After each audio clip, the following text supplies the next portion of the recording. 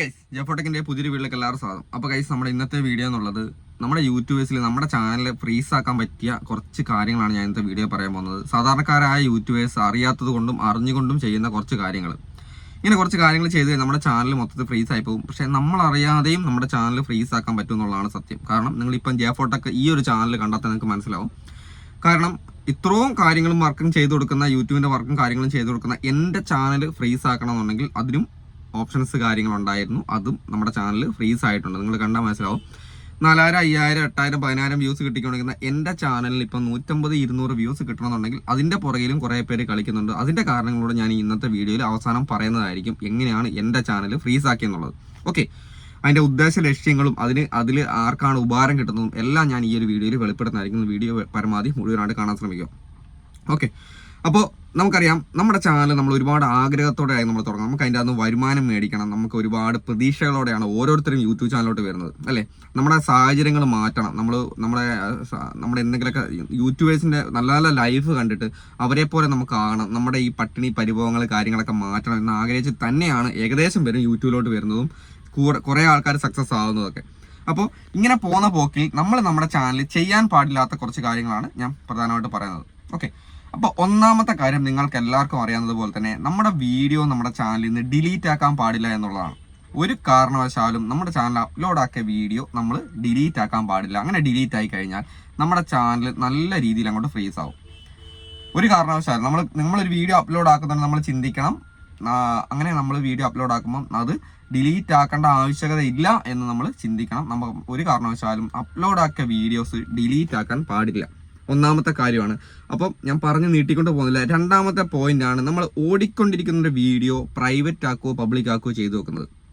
അതായത് നമ്മളിപ്പോൾ ഒരു വീഡിയോ പബ്ലിക് ആക്കി ഇട്ടു, വീഡിയോ അപ്ലോഡ് ആക്കി, അത് ആൾക്കാർ കാണാൻ തുടങ്ങി, അതിൻ്റെ അകത്ത് വ്യൂസ് വരാൻ തുടങ്ങി. അപ്പോൾ പെട്ടെന്ന് നമുക്കൊരു തോന്നൽ വരുവാണ്, ഈ വീഡിയോൻ്റെ അകത്ത് എന്തോ ഒരു പ്രശ്നമുണ്ട്, നമ്മൾ എഡിറ്റ് ചെയ്യുന്ന സമയത്ത് കാണാത്തൊരു പ്രശ്നമുണ്ട്. പെട്ടെന്ന് ഈ വീഡിയോ നമ്മൾ എഡിറ്റ് ചെയ്തിട്ട് നമുക്ക് പ്രൈവറ്റ് ആക്കാം. അങ്ങനെ പ്രൈവറ്റ് ആക്കുമോ അൺലിസ്റ്റഡ് ആക്കുമോ ആ വീഡിയോൻ്റെ ഇംപ്രഷൻസ് പെട്ടെന്ന് സ്റ്റക്കായി പോവുകയാണ് ചെയ്യുന്നത്.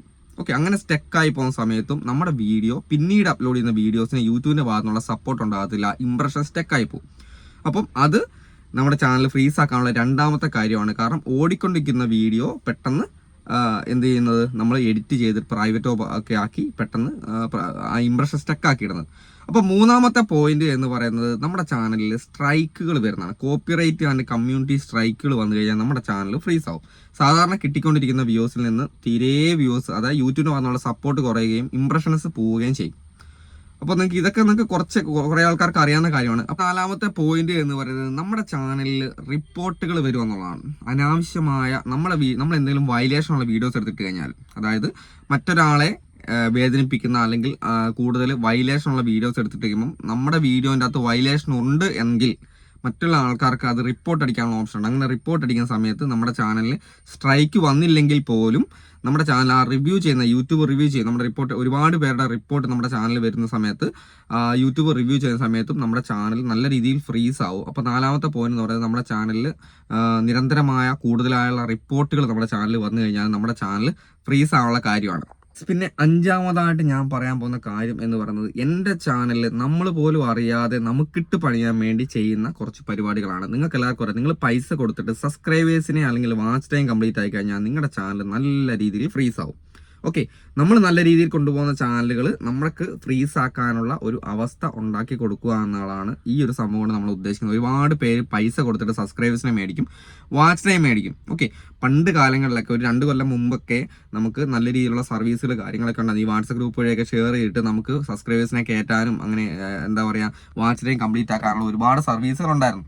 അത് അന്നേരം ആ ഒരു സമയത്ത് നമുക്ക് ഹ്യൂമൻ ആയിട്ടുള്ള റിവ്യൂ കാര്യങ്ങളാണ് നമ്മുടെ യൂട്യൂബിനകത്തുണ്ടായിരുന്നത്. അപ്പം നമുക്ക് ചെറിയ വയലേഷൻസോ കാര്യങ്ങളോ നമ്മുടെ ചാനലിനെ എഫക്ട് ചെയ്തില്ല. പക്ഷേ ഇപ്പം അങ്ങനെയല്ല.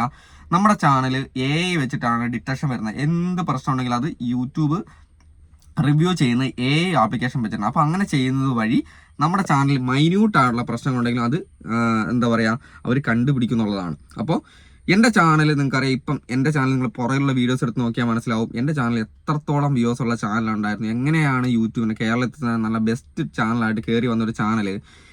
ആരാന്ന് ഞാൻ പറയുന്നില്ല, ആരാന്ന് സത്യം പറഞ്ഞാൽ എനിക്ക് ഏകദേശം ഒരു ഊഹവും കാര്യങ്ങളുണ്ട്. പക്ഷേ നമുക്ക് തുറന്ന് പറയാൻ പറ്റത്തില്ല, നമുക്ക് തെളിവില്ല. അതുകൊണ്ട് ഞാൻ ആളുടെ പേരും കാര്യങ്ങളും പറയുന്നില്ല.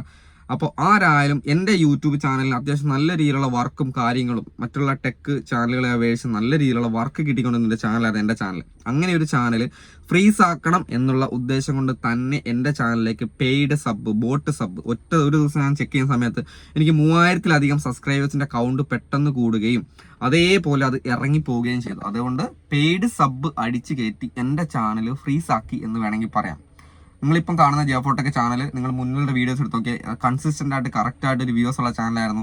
ഈ ഒരു സംഭവം ചെയ്തതിൽ പിന്നെ നമ്മുടെ ചാനൽ ഫ്രീസ് ആയി. ഒരു കാരണവശാലും നിങ്ങളുടെ ചാനലിനകത്തേക്ക് വാച്ച് ടൈം കംപ്ലീറ്റ് ആക്കാൻ പൈസ കൊടുത്ത് ചെയ്യിക്കുകയോ, അതായത് പണ്ടത്തെ ഒരു 2 കൊല്ലം മുമ്പ് വരെയുള്ള കാര്യങ്ങളല്ല പറയുന്നത്, അത് നമുക്ക് പല രീതിയിൽ ചെയ്യാൻ ഓപ്ഷൻസ് ഉണ്ടായിരുന്നു. ഇപ്പം AI ഡിറ്റക്ഷൻ ആയതുകൊണ്ട് നിങ്ങളുടെ ചാനൽ ഫ്രീസ് ആവുക തന്നെ ചെയ്യും. വാച്ച് ടൈം പൈസ കൊടുത്തിട്ട് ചെയ്യിക്കുകയും ഇപ്പോഴത്തെ സാഹചര്യത്തിൽ ചെയ്യിക്കുകയോ അല്ലെങ്കിൽ സബ്സ്ക്രൈബേഴ്സ് പെയ്ഡ് ആയിട്ടുള്ള സബ്സ്ക്രൈബേഴ്സ് ബോട്ട് സബ് എന്ന് പറയും, ആ ബോട്ട് സബ് അടിച്ച് കയറ്റുകയോ ചെയ്യരുത്. അത് നിങ്ങളുടെ ചാനലിനെ ഫ്രീസ് ആക്കും. കാരണം അനുഭവത്തിൽ നിന്നാണ് പറയുന്നത്. എൻ്റെ ചാനൽ ആരാണോ ഫ്രീസ് ആക്കിയത് അത് അവർ അറിഞ്ഞുകൊണ്ട് നമ്മുടെ ചാനൽ തകർക്കാൻ വേണ്ടി ചെയ്യുന്ന കാര്യമാണ്. അപ്പം ഞാനൊരു സെക്കൻഡ് ചാനൽ സ്റ്റാർട്ട് ചെയ്തു നമ്മുടെ ടെക്, അതും അവർ അതേപോലെ തന്നെ ഫ്രീസ് ആക്കി വെച്ചു. അപ്പോൾ ഇതൊക്കെ അറിഞ്ഞുകൊണ്ട് ചെയ്യാൻ പറ്റും. ഏത് യൂട്യൂബേഴ്സിനെതിരെയും ചെയ്യാൻ പറ്റും. നമ്മൾ യൂട്യൂബായിട്ട് ചാറ്റ് ചെയ്തിട്ട് നമ്മൾ ക്ലിയർ ആക്കി വരുന്നുണ്ട്.